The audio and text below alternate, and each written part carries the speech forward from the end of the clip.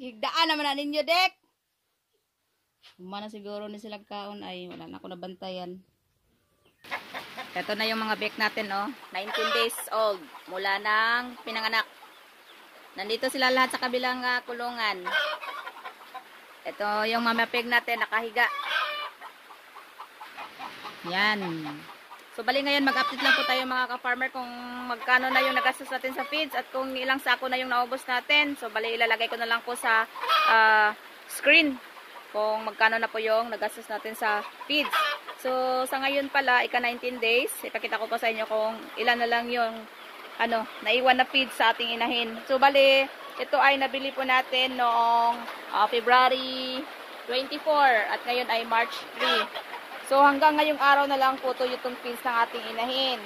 Ito. So, ito ay pangalawang sako. Simula na akong nanganak siya noong February 12. February 13, bumili ako ng isang sako. Tapos, February 24, bumili na tayo ng isang sako. At ngayon nga ay March 3, bibili naman tayo para yan bukas. Kasi alam ko, hanggang ngayong araw na lang to itong feeds natin. So, ito pala yung ginagamit ko na pakain sa ating mama pig na si Joanna. Super dami gatas na super inahin. Ang total natin sa gastos ay nasa screen po kasi tinignan ko dun sa listahan natin. So, yung pakain ko pala sa ating mama pig ay sa isang araw, lampas po 6 kilos. So, bali maya-maya po ako nagpapakain. Kung nanghihingi po siya, at kada pakain ko niyan ay nasa 1 kilo. Basta kulang-kulang nasa 6 na kilo talaga. So, yung isang sako na feeds ko nga, kinumpute ko kasi yung February ay 28 days lang. So, umabot lang siya ng 8 araw, yung isang sako na 50 kilos. So, yung naubos talaga ng inahin natin ay nasa 6 na kilo sa isang araw. So, para yan sa 15 piraso na bake. Tingnan nyo naman yung ating mga bake, oh. 19 days po nila ngayon. Yan, 15 piraso. Magaganda na po yung pangangatawan nila. At yung sa bake naman po, ilalagay ko na lang din po sa screen kung magkano na yung nagastos natin sa kanilang pagkain. Sa ngayon po ay pinapakain natin sila ng booster, ng Bimig din. At unti-unti ko na pong hinahaluan ng pre-starter kasi masyado pong malaki yung diferensya ng booster sa pre-starter. At sa ngayon ay pinapakain na rin po natin sila. So ito po yung kainan nila. Mamaya papakita ko po sa inyo kung paano po ako paano po ako magbigay ng pagkain sa ating mga alaga. Ito na sila.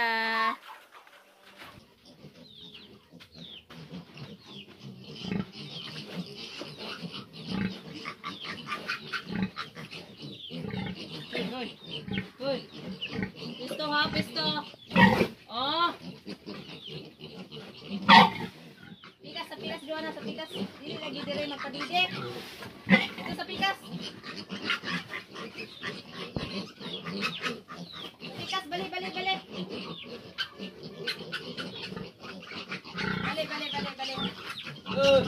Maipit na po mo ron. Dito. Okay. Ako, manila naipit. Maghahak.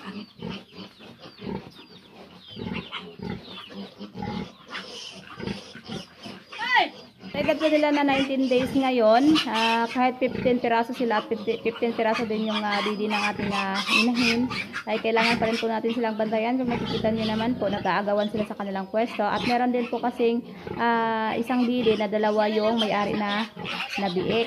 Bali sa isang didi, dalawa sila na dumididi. Dalawang biik ang may-ari sa isang didi. At meron ding isang biik, dalawa yung angkin niya na didi. So, kailangan talaga silang bantayan.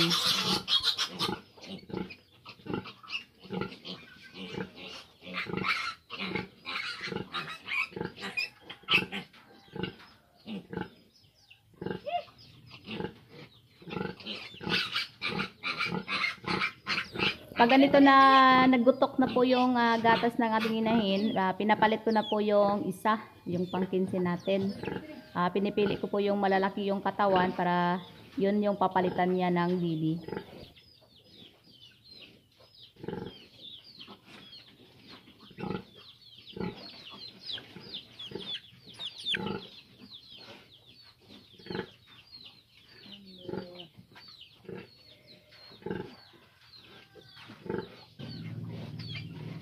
Da, da, da, da, da, da.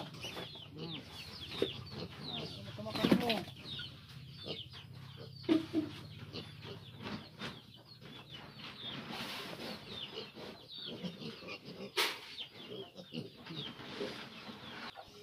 Ngayon ay magpapakain na tayo sa ating inahin.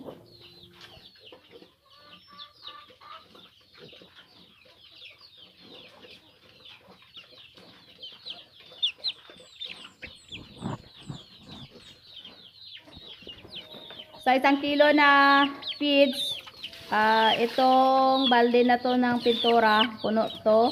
Tapos nagdagdag na naman ako ng kalahati. So bali yung tubig niya, kasi 4 liters yung laman nito. Nasa 6 liters kada kain. Ni Joanna, yung napapainom natin sa kanya na tubig.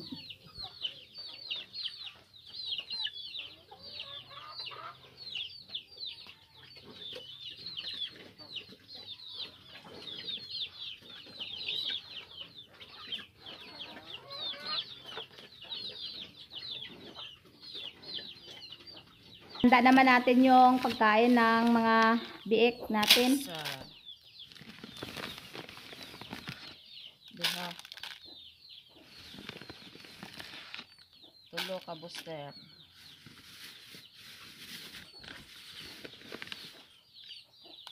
Saka pre-starter.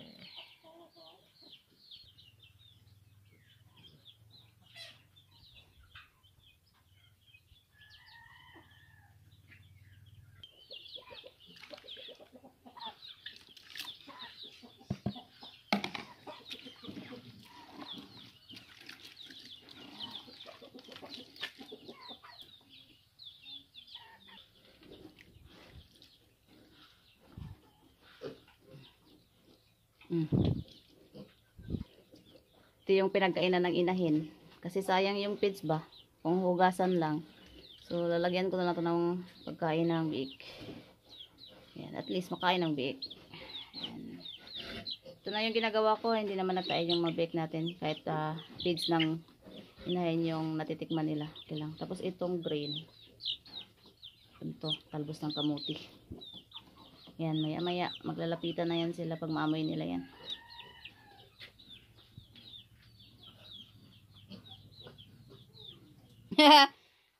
Gigdaan naman na ninyo, Dek. Kumana siguro ni silang kaon ay wala na ako nabantayan. Awra pa dahil pa rin nila nahurot.